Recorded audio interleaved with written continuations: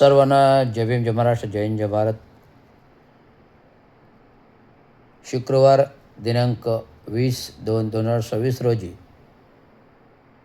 ठाणे महानगरपालिकेची दुसरी महासभा, पहिली महासभा नवनिर्वाचित महापौरांची, दुसरी महासभा विरोधी पक्षनेते गटनेते निवडीची, त्याचा खंडित महासभा काल सोमवारी 23 तारखेला डॉक्टर बाबासाहेब आंबेडकर सभागृहामध्ये झाली. सदर सभागृहामध्ये विरोधी पक्षनेता गटनेता यांची नियुक्त्या झाल्या. सत्कार कार्यक्रम झाला, परंतु अजेंडावरील जे महत्त्वाचे 15 विषय होते ते घाई गडबडीत मंजूर असे विषय मंजूर केले गेले. परंतु संविधानिक घटनेच्या लोकशाहीमध्ये लोकप्रतिनिधी जो जनतेने निवडून येतो त्याला राज्याच्या संविधान आणि घटनेनुसार जसं संसदेत बोलण्याचा अधिकार आहे, तसा राज्याच्या विधानसभा विधान परिषदेत बोलण्याचा अधिकार आहे.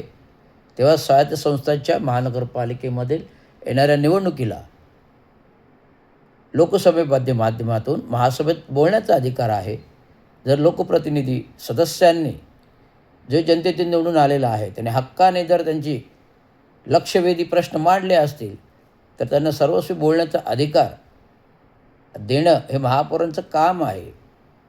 याने महापौरांनी, नवनियुक्त महापौरांनी सुरुवातीलाच जर असं रागरंग दाखवला तर भविष्यात महापौरांवर अविश्वासाचा ठराव येऊ शकतो. गेले 2022 प्रशासक चालवत असताना महानगरपालिकेचा प्रशासनाने जे ठराव केले 3 वर्षामध्ये अयोग्य आहेत की योग्य आहेत याची खातरजमा होण्यासाठी लोकप्रतिनिधींनी मागील झालेल्या 3 वर्षाच्या कालखंडाचा लेखाजोखाचा अहवाल महासभेमध्ये मागणी केली. तर ती महासभेला देण्याबाबत सुचवत महासभेमध्ये चर्चा ह्या विषयावर व्हायला पाहिजे. चर्चा म्हणजे घन चर्चा न करता लोकप्रतिनिधी ज्या मागण्या केलेल्या आहेत, लोकप्रतिनिधींनी मागील 3 वर्षाचा जे काही लेखाजोखा मागितलेला आहे तो लेखाजोखा आम्ही महापौर म्हणून लवकरच देण्याचा प्रयत्न प्रशासनामार्फत करू, ते तुमच्या पुढील महासभेमध्ये समोर आणू असं सुचवत महापौरांनी करायला पाहिजे. पण तसं न करता घाई गडबडीत सचिवांना सूचना देऊन महासभा आवर्ती घेतली. हे कुठं घटनेला, कायद्याला, लोकशाहीला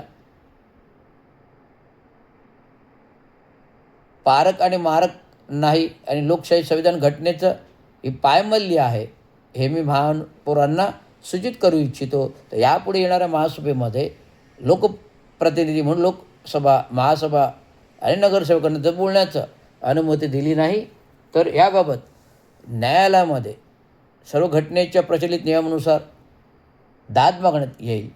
महापौरांवरती अविश्वासाचा ठराव मंजूर करून त्यांच्याबाबत न्यायालयामध्ये हक्कभंग घ्यावा, अविश्वास घ्यावा असा ठराव न्यायालयाकडून मागणी करण्यात येईल द्याव्यानिशी हे सांगू इच्छितो. त्यामुळे लोकशाहीमध्ये महासभेमध्ये लोकप्रतिनिधींच्या विचारलेल्या प्रश्नाला महासभेमध्ये महापौरांनी मान देणं हे त्यांचं आद्य कर्तव्य आहे. संविधानिक घटनेनुसार डॉक्टर बाबासाहेब आंबेडकर प्रचलित संविधान घटना कार्यप्रणाली आहे, त्याचं आदरपूर्वक मार्गदर्शनानुसार तत्त्वे अवलंबावी ही सूचना आहे महापौरांना. धन्यवाद. जय हिंद, जय महाराष्ट्र.